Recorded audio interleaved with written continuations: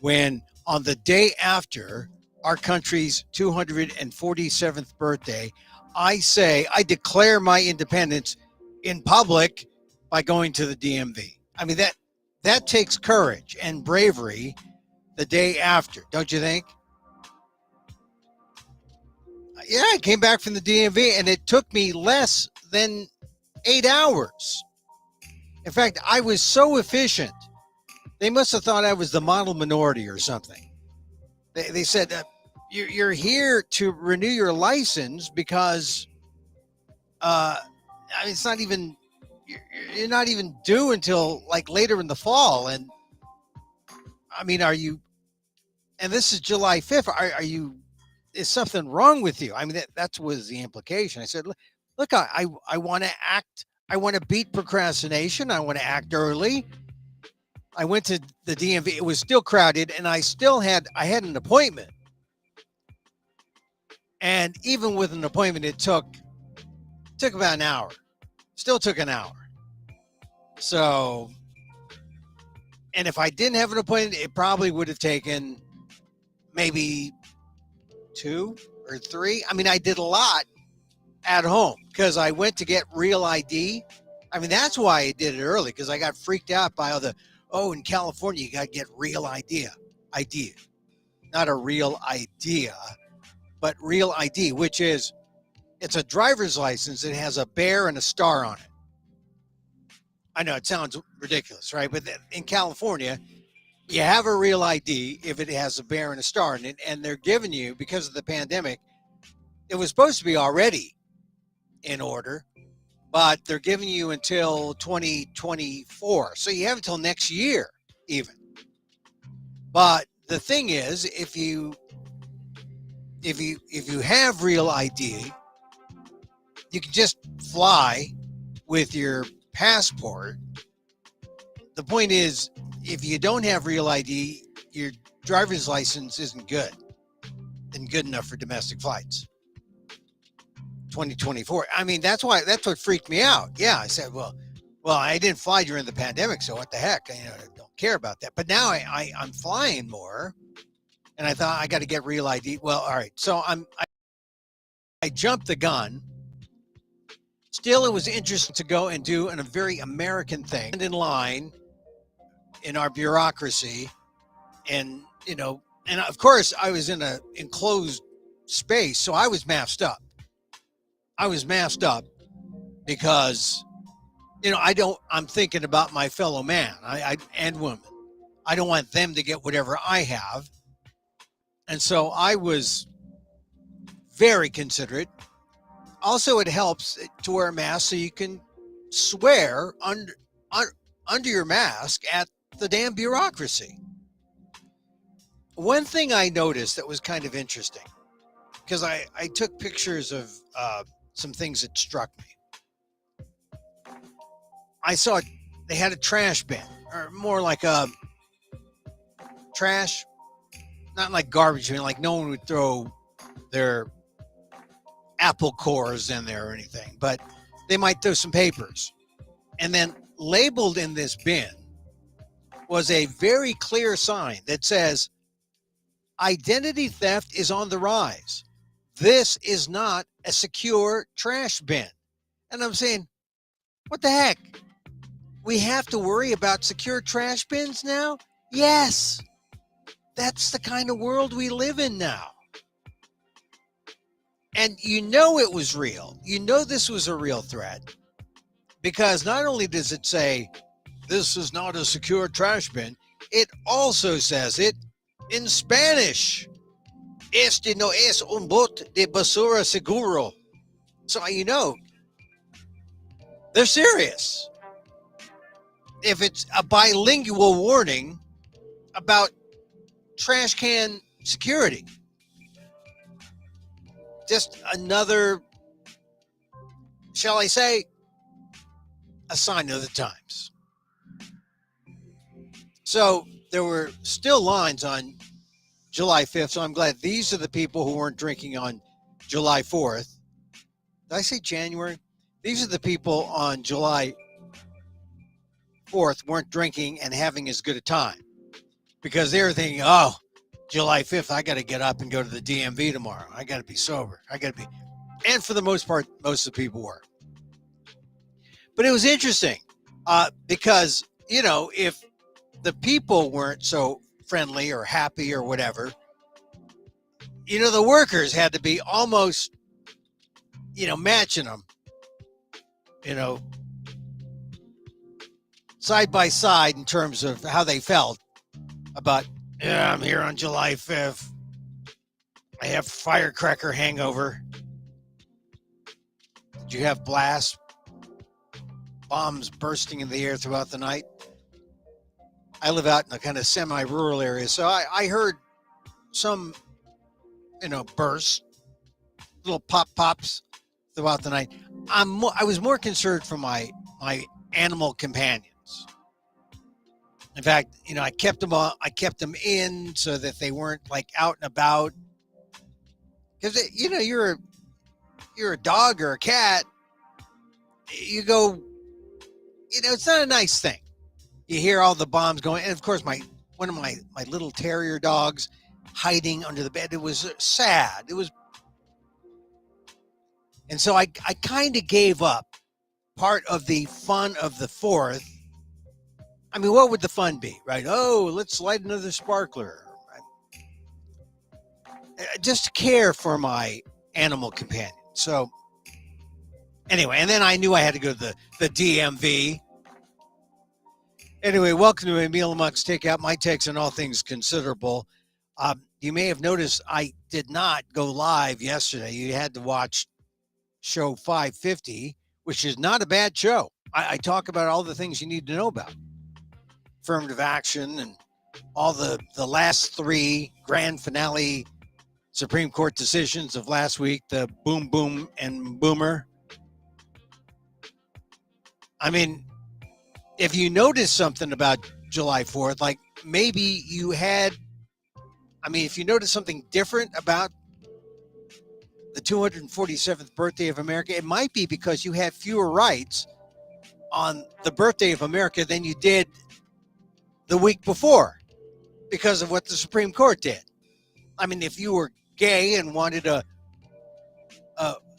wedding website, if said wedding website proprietor doesn't want to make it for you, they can choose to do so. They can exclude you. Even though they have a business that's open to the public, they can defy all sense of public accommodation because of their free speech. I mean, that was not a law last week. It is this week. The idea of, oh, I've got $10,000 coming back from Joe Biden. The Supreme Court said, no, that's not going to happen. And then, of course, the affirmative action opinion, which said, applying to college, don't even say your race. Except they had a loophole, but the end of race-based admissions, everyone already is saying, wow, we're going to see the end of race-based everything. We're going to see a greater sense of race censorship throughout the country because of that, or at least you're going to see the challenges as people say, well, maybe it's time we go colorblind. I don't think so, but I don't think it's time we go colorblind at all. But there are those who are saying the victory to defeat affirmative action last week is a signal that that's where things are going. And if it is, then those of us who believe in affirmative action and believe in the hard-fought progress that has been won over the last 50-some years, be prepared. Be prepared to fight. It's civil rights 2.0. That's what it is. Because there are going to be some who are emboldened saying, yeah, this this is the way it should be, where you can't use race. Although, like I said, there was a loophole. They had to admit, okay, you got to use race in an essay. To which our great liberal Justice Sotomayor said, that's like putting a lipstick on a pig. Yeah, here's this very piggish opinion, taking race away from the equation. Yeah, put a lipstick on that pig. I mean, that's the aggressive response. Yeah, that loophole, total BS, but it's a loophole. So as I've said in my columns on the ALDEF blog, on Inquirer.net, and all the other places where my column runs, got to talk about race. Got to talk about race and say it loud. Because if we don't, we are going to see the slippery slope where more and more opportunities to mention race will be taken away. That's why I call this opportunity for those of us who are for affirmative action and for the preservation of the rights won over the last 50 years. I call this Civil Rights 2.0. Get ready for it. So I didn't do much on the 4th. I watched the 4th. I watched the fireworks, which, you know, it's fun. You see the Macy's stuff, all of Manhattan lit up, boom, boom, boom. My daughter lives in Manhattan, and she said, "Hey, Dad, look, I'm on a fire escape." And she's still kind of excited about that romantic notion of watching 4th of July fireworks from your 300 square foot apartment fire escape, like really tricking your neck a little bit to see the flares above the Empire State Building. I mean, still kind of a romantic thing. So, but I swear she's saying, you know, we're thinking about maybe moving to Hawaii next. So I don't know. I just don't know. But, you know, there was really nothing that I wanted to see. One entertainer still doing it. She was on CNN, Sheryl Crow. She was actually in Napa performing on. So that was a kind of highlight. I was flipping between Sheryl Crow on CNN and Shohei Ohtani, who is like, he's the biggest thing in baseball. He just lit it up in June. More home runs than anyone. I mean, here's Shohei Ohtani, who as a pitcher is probably worth $30 million. Just a pitcher alone. As a batter alone, because he plays he's a two-way. It's kind of like, what is a bisexual in baseball? That's he's bi baseball. That's what he is.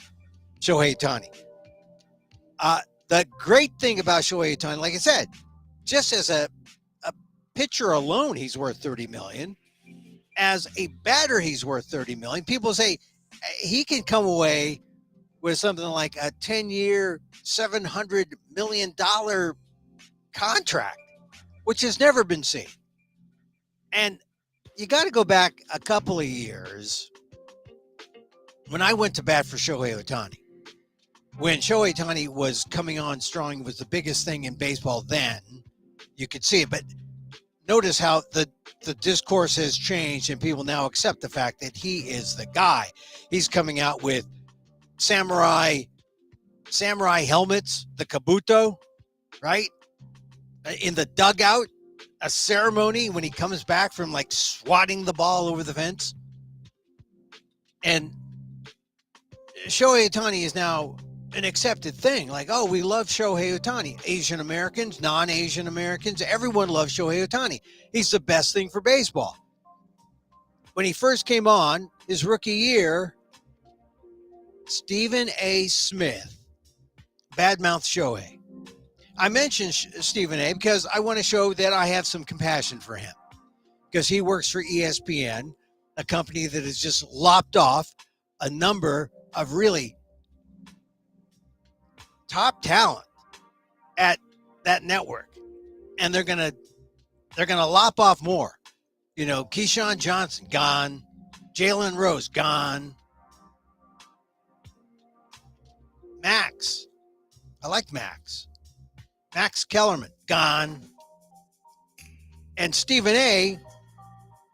very astutely decided he better be kind of humble. He's getting paid $15 million a year. Because usually when they go after people like that, they go after people who make the most money. And he's the highest paid. So he said, look, it could be me next. And that's right. It could be you next, Mr.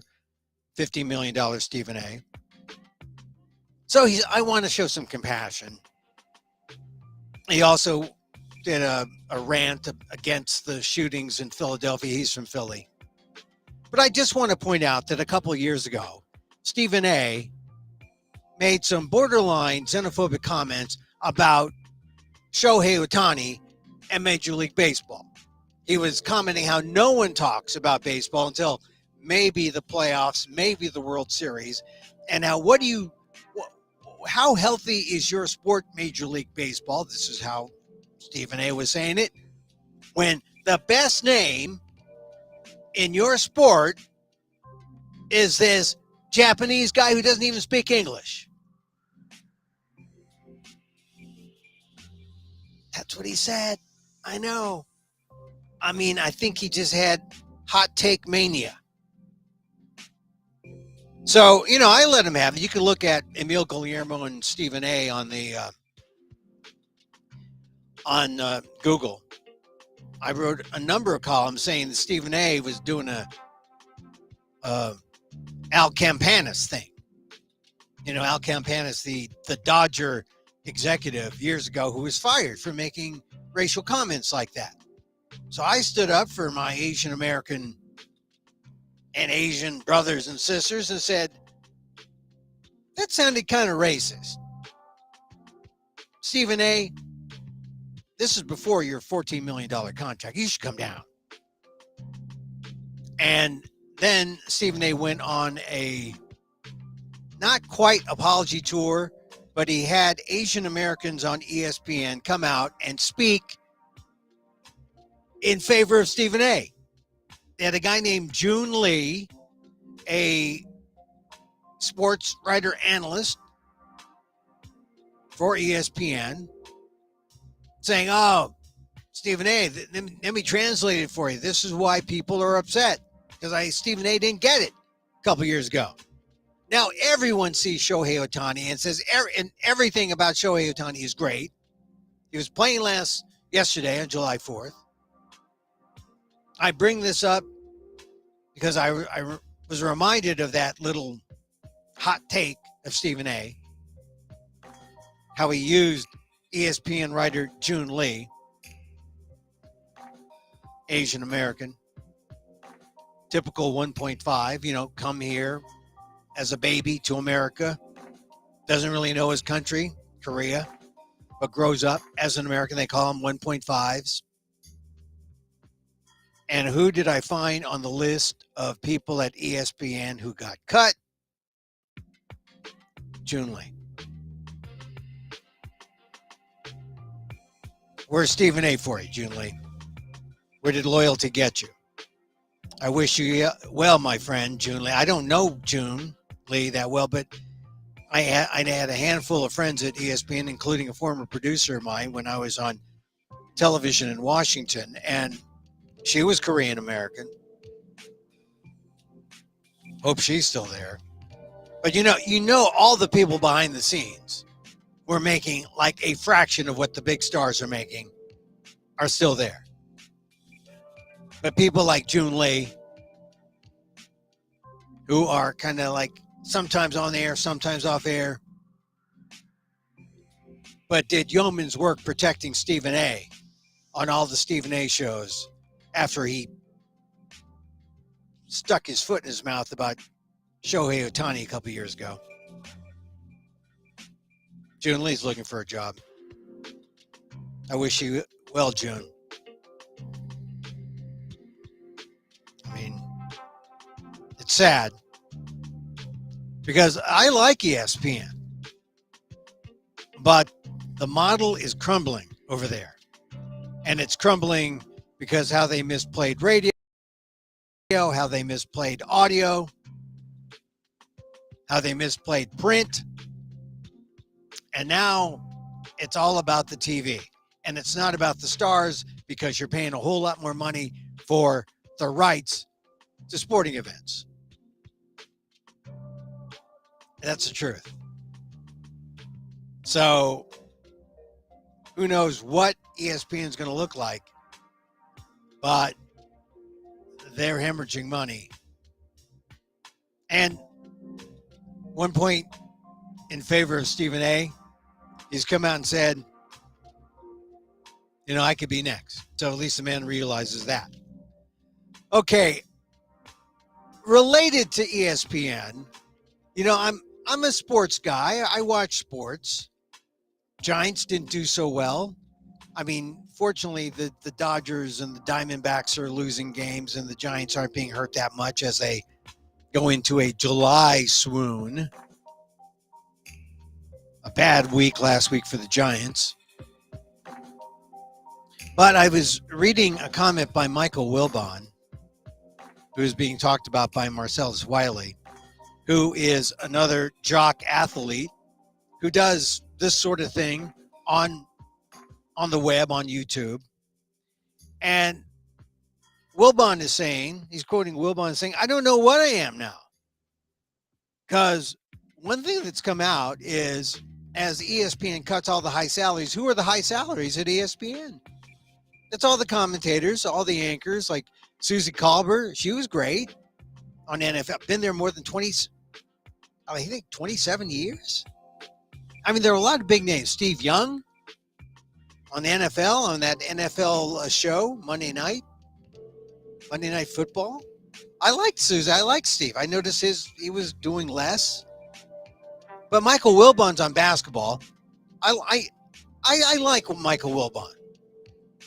But he makes $8 million at ESPN. That's right. The ink-stained wretch who used to write columns for the Washington Post on basketball and his buddy, Tony Kornheiser, they both make $8 million a year doing PTI, which stands for Filipinos Today Information. I don't know, PTI? Pardon the interruption. Of course. PTI.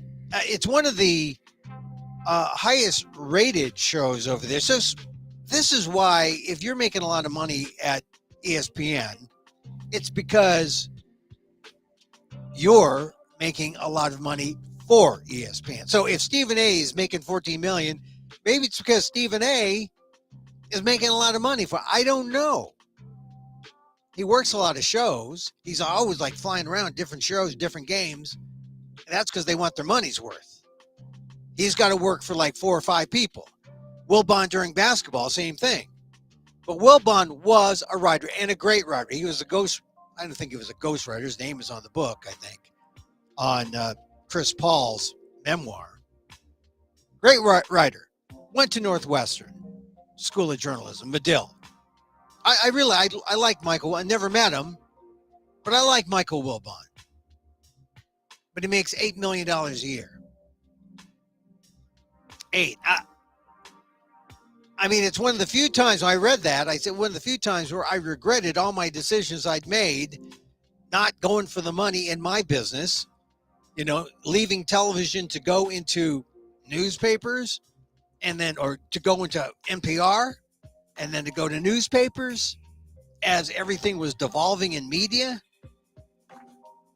I mean, if I stuck with TV, I would have been where Michael Wilbon had found himself, maybe without the $8 million. But Michael Wilbon is saying, you know, I don't know what I am now. Columnist, writer, sports writer.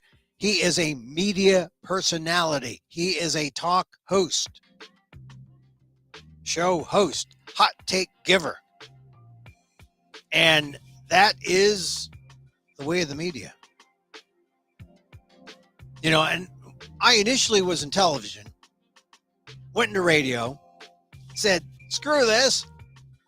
The guys who are being taken seriously in journalism are the writers. I wanted to work for newspapers. This is my curse. Finally, I got a newspaper job. Started writing opinions, started writing columns. It wasn't until I left and got a job at an actual daily, full time. I had to move to Hawaii, biggest paper in Hawaii. And wouldn't you know, I was there 2 years. They said, no, we're going to put you on double probation. It wasn't double secret probation. It was double probation. And then they laid me off. Not because I was making too much money, because the company wasn't making enough money. And then they sent me back to the mainland. And I looked around at all my TV buddies, and it was like, hey, it's sink or swim, every man for himself. And I started doing all these other things. Wound up at doing my columns at Aldef. We continued to do my columns for the ethnic media while I was in Hawaii. But the road back into television wasn't there. I mean, I could do this. The road back to talk radio wasn't there. So Wilbon's recognition that he is a media guy. He's a sports personality. That just sort of got me like, well, yeah. And you got your 8 million. Are you happy? I just think there's a little sense of, I mean, I'm not jealous, but I'm just saying from his perspective, I'm sure there's this sense of, it's fun. I'm always on the road. I'm going to game. They're asking me my opinion about the Golden State Warriors and about all the basketball teams and Michael Jordan, or not Michael Jordan, but, you know, LeBron, who's the GOAT. But I just sense he wasn't as happy compared to the days when he actually covered a game. I mean, really covered a game. Did the interview, got the story, wrote up the 8-incher, did a column on it. Because that's why I still write my columns for Aldef. That's why I still write my columns in the ethnic media. When you're a writer, you're a writer. Now, Wilbon didn't mention his buddy, Tony Kornheiser, but it comes up because Wilbon's a young guy. He's younger than me. Tony Kornheiser, who also makes $8 million a year as co-host of PTI, he turned 75 in about a week. And you know ESPN is going to want that $8 million from him a year. I mean, you know, he's Tony Kornheiser. Well, you can get rid of Max Kellerman and not Tony Kornheiser. I mean, ESPN is going to restructure all these contracts. So who knows what he's scheduled to make. He makes $8 million now. I like Tony Kornheiser. Followed him when he did radio. I actually worked at a radio station that I worked for. I worked at WRC in Washington when Tony was at the Post, not just doing sports columns, but writing his humor column for the Post magazine. So I imagine he must be saving his money. I mean, because I just think that it does not look good for either Kornheiser or Wilbon. Although maybe they're some of the few who stayed. If ESPN doesn't go through a whole dramatic shakedown of everyone who's making more than $3 million. Believe me, I've worked in broadcasting. I've worked in cheap-ass broadcasting. I dropped out of school in 1975 to take a $3 an hour job in a right-to-work state. I know how these things go. Anyway, still, I like Wilbon. I like Kornheiser.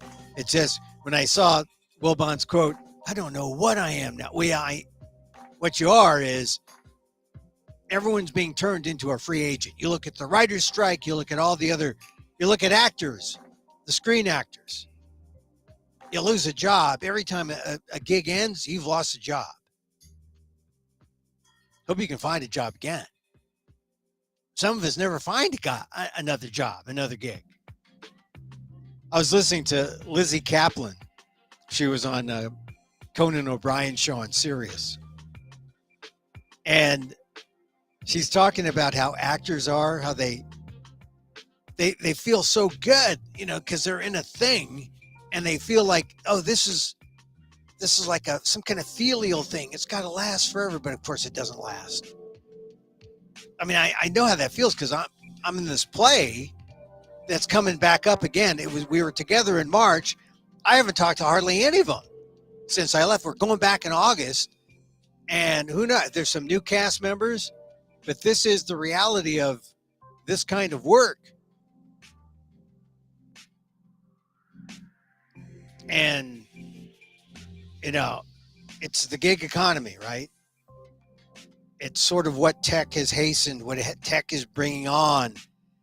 And it's brought on because of tech and also AI fears. So good luck to all those ESPN guys. Like June Lee, who went to bat for Stephen A. All right, AI fears. I woke up today, and sometimes I have some random podcasts just going over, and whenever I wake up, there it is, and I find myself deep in thought. And I got the best definition for AI, artificial intelligence, given by James Altucher. He's saying, look, what is AI but a group of words a machine recognizes, and the intelligence is that the machine knows what the next word will be. That's the brilliance of AI, right? So you say, I love, and the machine knows the next word is you. The machine doesn't, statistically, the machine says, it's not, I love potato chips or I love baseball. The machine says, I love you. That's artificial intelligence, AI at work. Of course, it could be wrong because maybe it is I love potato chips. And that's why this podcast is saying, don't fear AI, because AI is still going to be AI stupid. And it's still going to need a human, to honcho over AI. So it's going to be a human with AI is going to replace you, but not AI alone. So there's going to be a human with a job, but there's going to be a human with AI taking care of a number of jobs. And then they said, reporters, and you might say you need people going out there to report, but if it's a matter of aggregating information, you got to prove your value as a reporter, which is why analysts and opinion givers are going to have a leg up on others in journal. Me. What does an Asian American think? I've been an opinion giver for the last 30 years. Maybe I'll work faster now with AI. So I'm learning to love AI. I'm learning also that I have used AI for a long time. I have. I mean, I use Otter.ai. I don't use my Roomba as much, but Roomba is an AI thing. Thing is, there's been crappy AI. There's going to be better AI. Let's not sweat the AI. But here's the thing. Other people are going to use AI, and AI is going to flood the web with AI generated stuff, and it is going to crash the web. And that's a fear that is out there in the technology world. I don't know what the answer is. They're worried about it. They're thinking about it. I think it's a real thing. When you hear technologists writing stories about this, watch out. AI is going to flood the web and slow it down because it's cheap, it's artificially generated, it's going to be a lot of muck that you got to plow through. So you need some kind of AI cleanser. I mean, AI is going to be creating spam, essentially, a kind of AI spam. I think you got to watch out for that. All right, this is a story I found in. I found this story in Axios, and it bothers me. Oh, it bothers me. It talks about vegan versus plant-based. If you haven't been involved in this or noticed this, every time things you say vegan, and Pete has come out with the vegan V, has had the vegan V for years. Now people are saying plant-based, PB, plant-based. And I used to think that, well, I first saw it about 3 years ago. I would say vegan and people would look at me like, as if saying vegan connotes something else. It does. It says, I'm not just thinking about me and what I'm doing, to eat well, to eat plant-based. I'm thinking about the animals. It's a vegan lifestyle. I don't have leather shoes. I don't have a leather wallet. I don't wear wool clothes. I'm vegan. It comes from vegetarian, but a lot of people, according to this Axios article, I don't know if it's necessarily true, but the reporting shows that there's some kind of negative or off-putting connotations. And people would rather say, I'm plant-based. Okay, good. I don't have to be in there with the PETA folks. But it's not the same. Vegan is, like I said, no harm. No harm done. No cruelty. No harm to others, especially the animals. Plant-based says no harm to myself. Plant-based is selfish and, in my view, egocentric. Plant-based is important because people are putting things down on labels to identify, and they want things to be perceived in this positive way. Like, oh yeah, I want that vegan thing. Oh, wait, vegan? What kind of shoes you wearing? But so they get a kind of like a halting kind of negative thing when they hear vegan. But plant-based, they say, oh, plant-based? Would that be Ford or Chevy? Or Tesla? I think it's crazy. I think it's crazy because plant-based shouldn't be a selfish thing. Plant-based should be, well, here they are. They're trying to narrow the scope of what vegan could be. Vegan is, by nature, plant-based. But vegan is also a belief in anti-cruelty methods that entangle all forms of life. every form of life, animal form. And this is the first time I've seen this surface. Food makers rushing to introduce new plant-based products, shying away from the term vegan, which they find turns some. Well, you're not going to get, funny. You think, oh, well, it means that you're going to offend, you're going to get more conservatives. But, the conservatives are the animal rights people. You know who this upsets? This upsets environmentalists who may be plant-based, but not vegan. Who bumps up against PETA most? The conservatives? No, the conservatives are allies with PETA. This is something people don't realize.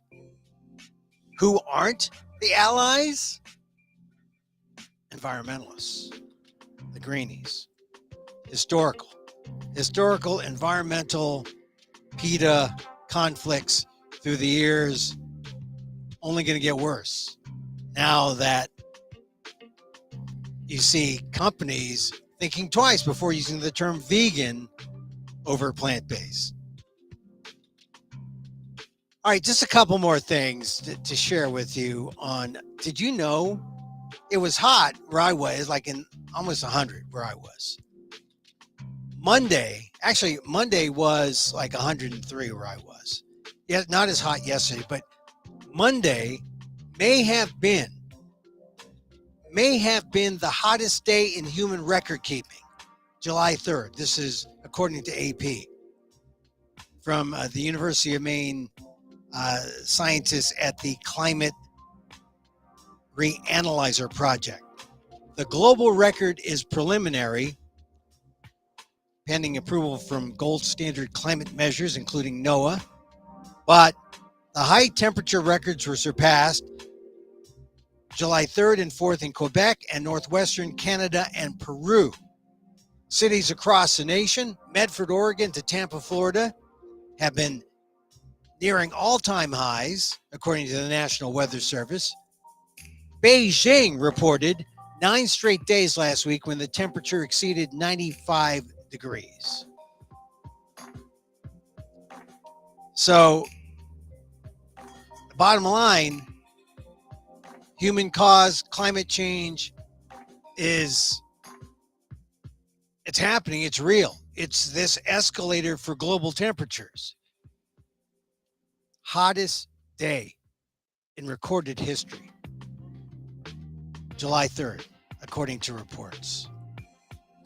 So Monday, that's Monday. Monday was a hot day. Tuesday was July 4th. Did you know Tuesday was July 4th? Taco Tuesday. Taco Tuesday, July 4th. And and you heard all this talk about birthright citizenship and trying to keep, the southern border from, this is from all the right-wing candidates out there, except for Vivek Ramaswamy. He doesn't want to limit people without green cards or people coming across the border. He wants to limit the voting of 25 people under 25. How about that?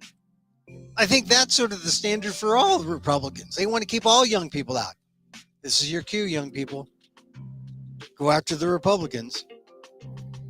Anyway, Taco Tuesday. My God. We can't forget that next time. Next time it's July 4th, America's birthday, and it's Taco Tuesday. Totally slipped my mind.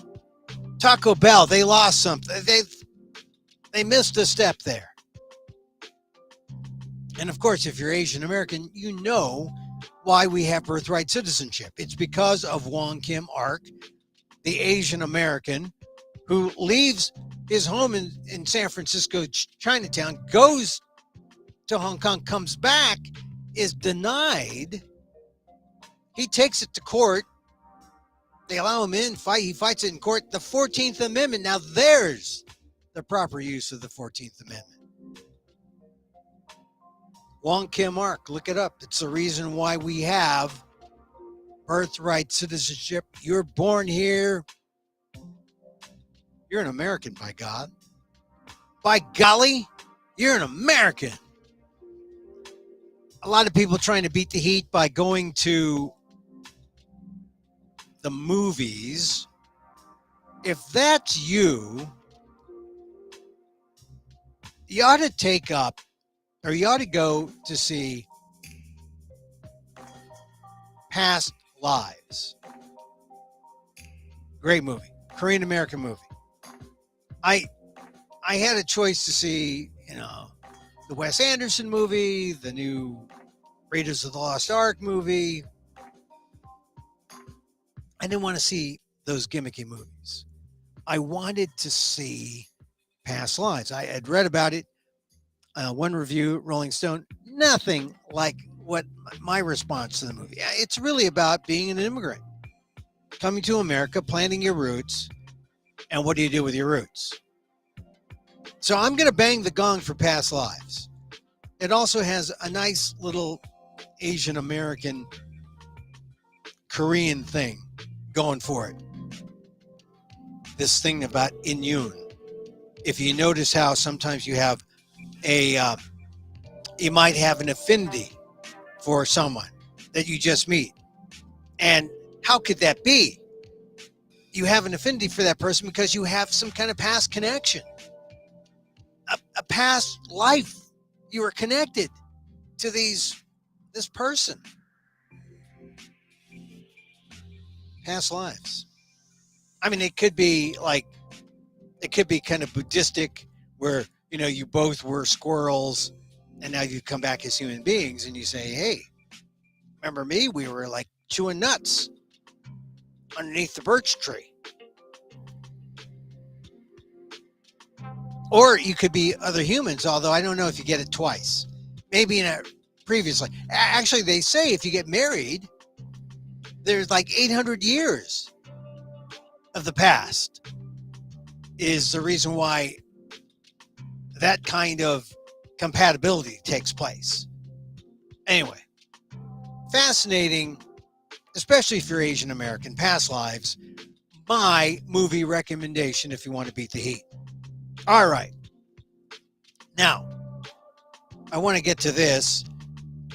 The San Francisco Fringe has put out a release. Exit Theater announces 2023 San Francisco Fringe Festival schedule, August 10th through August 26th at 277 Taylor Street. And it is the Cutting Ball Theater. 277 Taylor Street is where it's going to be. My show, Emil Amok, lost NPR host, found in San Francisco. A native son of San Francisco confronts his colonized father, American history, and his Filipino-ness. Solo performance, stand-up dramedy by Emil Amok, Guillermo of San Francisco, produced by Amok Productions. Saturday, August 12th at 7 p.m., Thursday, August 17th at 8:30 p.m., and Saturday, August 19th at 1 p.m. Check it out. Tickets at Eventbrite for Emil Amok, Lost NPR hosts. Go to Eventbrite. Pick up a ticket. Buy it. Let's try to make a good show showing Saturday, August 12th. That's in it. But also, I talk about affirmative action. I got to.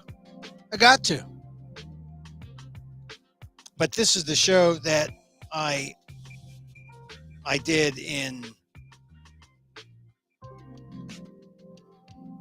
New York. So you'll like the show. You will like the show. If you like this show, you'll like the show. All right. So I did my plugs. Hey, you may have noticed amok.com is down. Sorry about that. We're working on it, but it takes a while.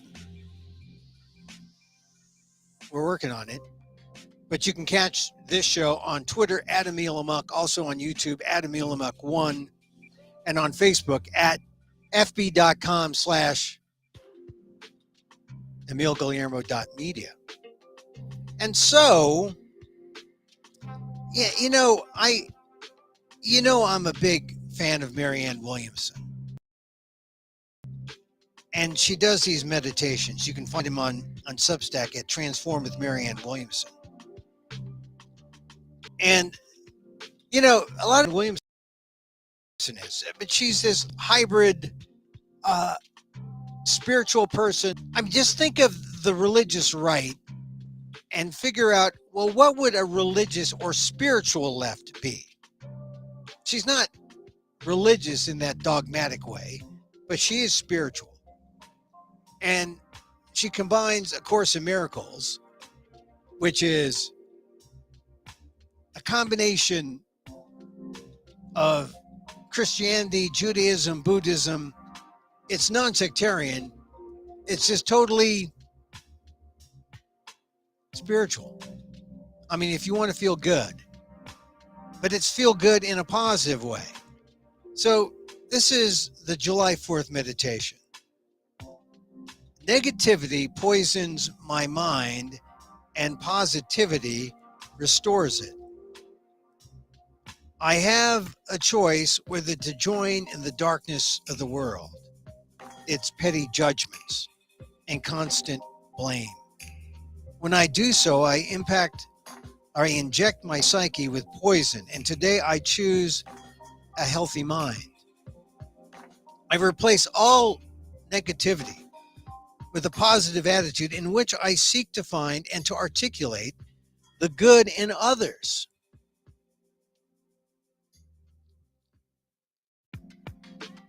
If I disagree, I will disagree with respect.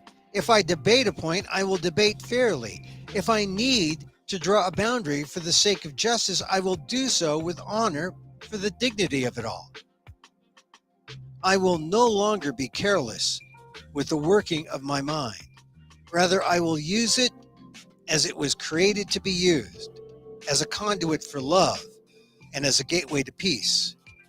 May everyone, including myself, feel the tenderness of my approval and not the harshness of my unkindness. Negativity poisons my mind, and positivity restores it. I mean, if all of us, no matter what team you're on, took that belief, we'd be one team. We'd be a better country. Get to know Marianne Williamson. Transform on. And I'll be sharing her thoughts. I don't know her politics. I know her politics are generally liberal. I just know that if we had good people running, we wouldn't have the guy, the former number 45, who, if I say celebrate the 5th, he says, I don't have to take the 5th. I did nothing wrong. I don't have to take the 5th.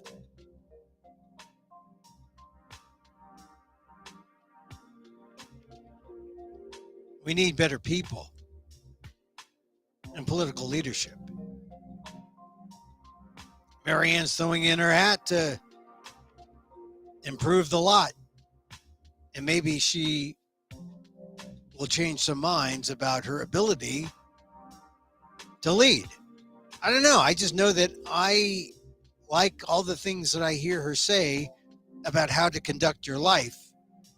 If we had people conducting their lives well as they lead the country, all of us would feel better about the country and all of us would feel like we're on the same team. All right, I'm Emil Guillermo. Emil Amok to you. We're here Monday through Friday. This is my takeout, my Emil Amok's takeout, my takes on all things considerable. Thank you very much for being here. When my amok.com site is up, you can get the replays there. You can find them on Twitter at Emil Amok, also on Facebook, also on YouTube at Emil Amok1. I like to close with a little loving kindness meditation. Loving kindness, because it all comes back to the love you show, the love you receive. Send it out first, it comes back twofold. And so, as I wish for me, I wish for you. May you be safe. May you be happy. May you be healthy. And may you live with ease. Emil Guillermo here. Till next time, mahal